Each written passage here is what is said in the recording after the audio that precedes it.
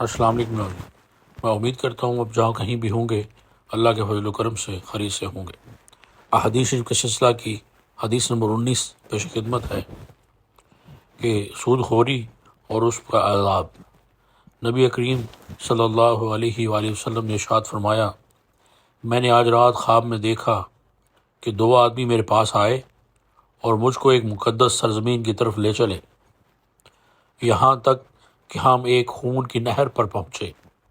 اس کے درمیان میں ایک شخص کھڑا تھا اور دیکھا کہ نہر کے کنارے کی طرف آتا ہے، اور جب نکلنا چاہتا ہے تو کنارے والا شخص اس کے منہ پر ایک پتھر اس زور سے مارتا ہے کہ وہ پھر اسی جگہ جا پہنچتا ہے۔ پھر جب کبھی نکلنا چاہتا ہے، اسی طرح اس کے منہ پر پتھر مار مار کر اس کو اپنی پہلی جگہ لوٹا دیتا ہے۔ میں نے پوچھا کہ یہ کون شخص ہے جس کو میں نے نہر میں دیکھا؟ تو میرے ساتھی نے کہا، یہ سود کھانے والا ہے۔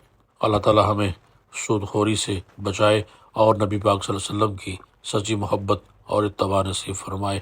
اپنا بہت خیال رکھیں اور مجھے بھی دعا میں یاد رکھیں۔ اللہ حافظ۔